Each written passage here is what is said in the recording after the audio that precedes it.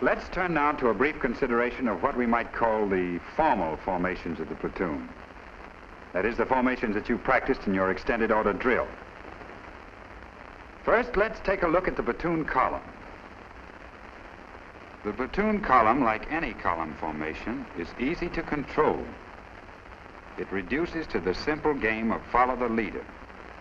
The platoon leader picks the best way forward within his zone of advance, and the platoon follows.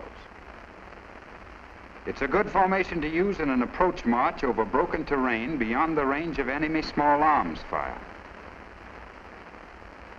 The ease with which direction and control are maintained also make it a valuable formation to use at night or in other conditions of low visibility. Here, let me inject a word of warning. Seldom, if ever, is this a suitable formation for the platoon to use when it's on its own, because it lacks maneuverability. It's a clumsy formation to handle. Are there any questions? Good. Then let's take a look at our next formation and see what it has to offer. From your extended order drill, you recognize this as the platoon in line of squad columns.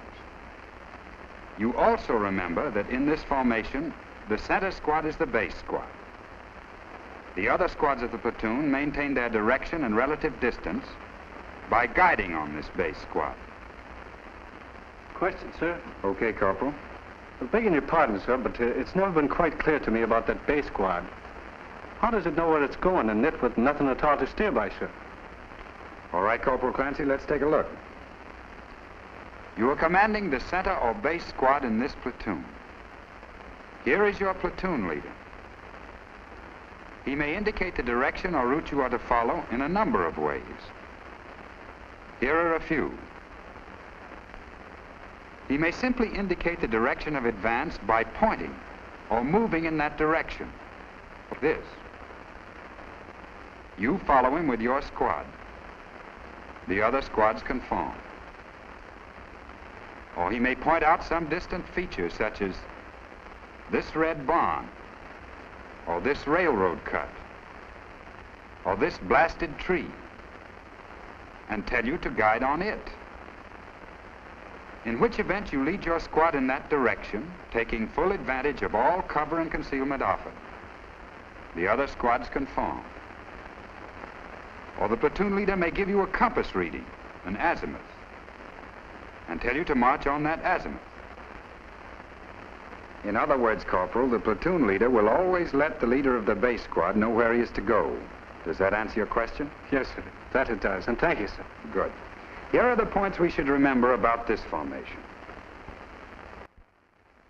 It presents a dispersed and inconspicuous target to the enemy, and it enables the platoon to bring its full striking power to bear to the front at a moment's notice. This characteristic makes the line of squad columns the ideal formation to use in delivering an enveloping or flanking attack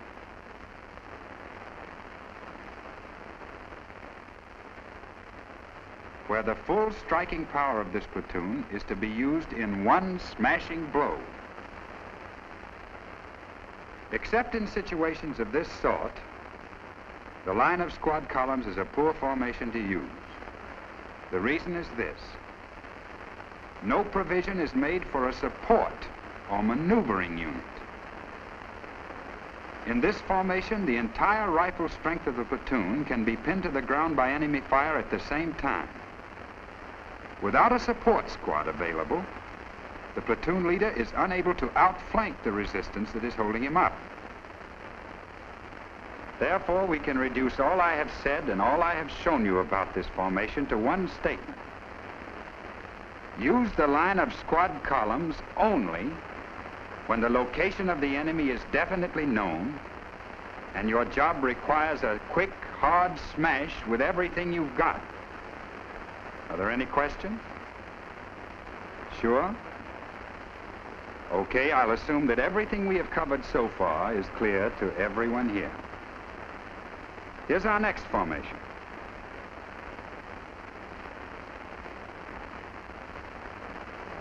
The platoon in squad columns with the center squad back. All of you are familiar with this from your extended order drill. This is one of our most useful and widely used formations, particularly in the last stages of the approach march, when we are trying to get as far forward as we can before breaking into skirmish line and entering the firefight. These are the reasons why. From this bird's eye point of view, you can see that this is a dispersed formation, that it enables squad leaders to pick the most sheltered routes forward, and that it presents a very poor target to the enemy. Next, 2 of the 3 rifle squads are in position to bring their full firepower to bear against the enemy to the front when this action becomes necessary. Third, and this is the big point to remember, this formation provides for a rifle squad in support. If this support squad is properly handled, it will never be in a position during the approach march where both it and the 2 leading squads can be pinned to the ground by enemy fire at the same time. The support squad is the maneuvering element of the platoon leader. It is the tool he uses to outflank resistance that holds him up and to meet unexpected situations.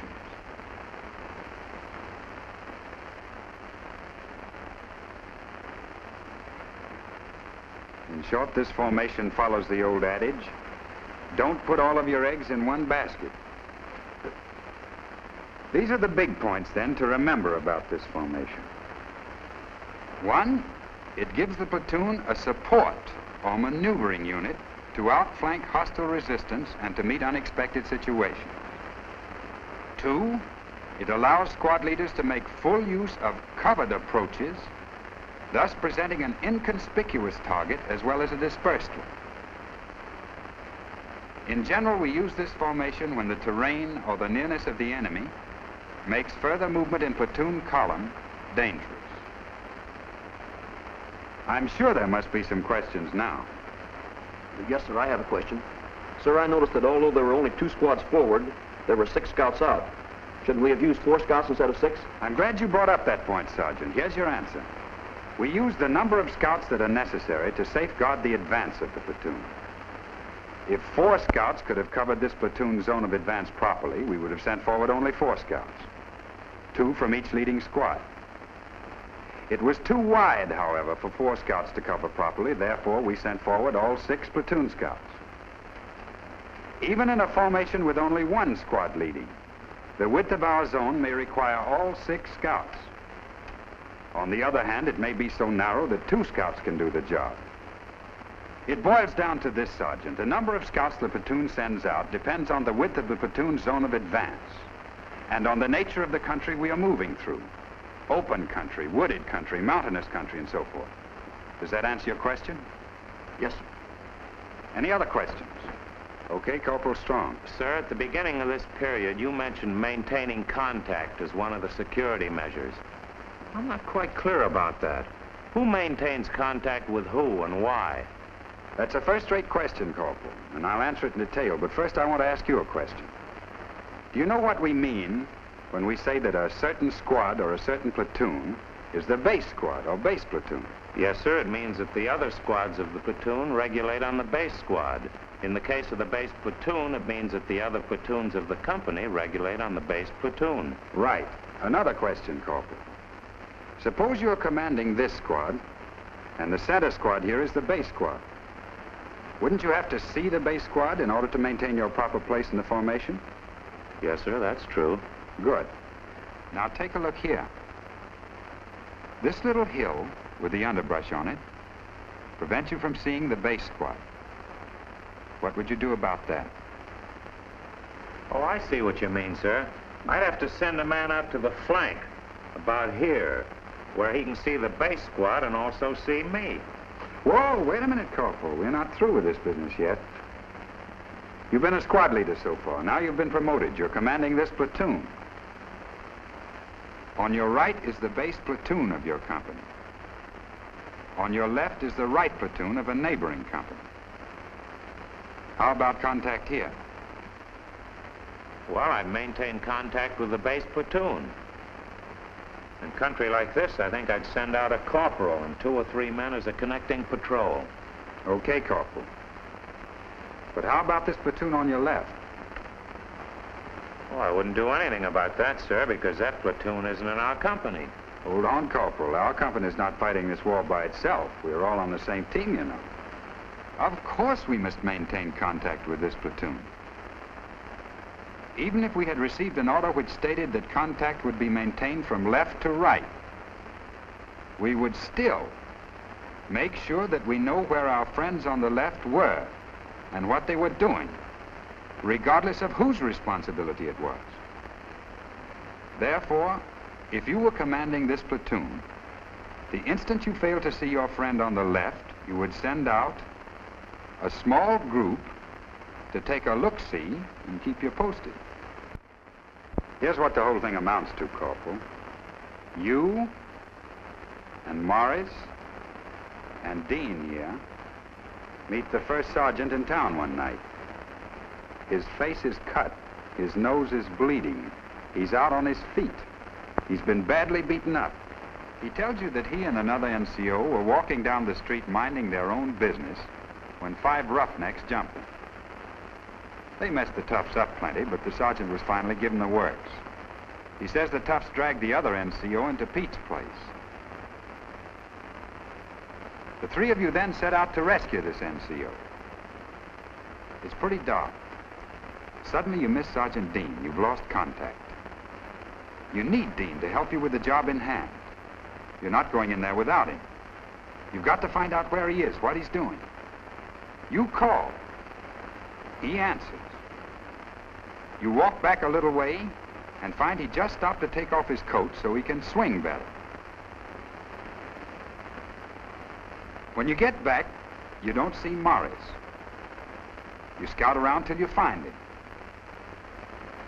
He had the same idea and had gone to hang his coat up in a tree where he could find it. Now you are together again. You have contact. You are ready to take on these tough guys, and you probably lick them.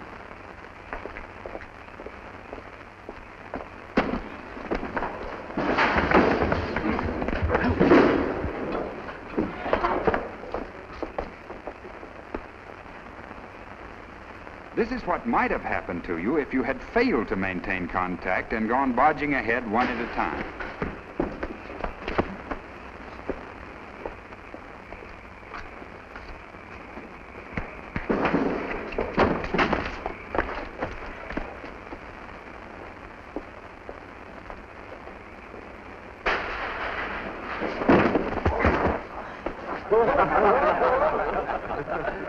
I think you all get the idea of what may happen in battle if we fail to maintain contact with our neighbors. Does that answer your question, Corporal? Yes, sir, it certainly does.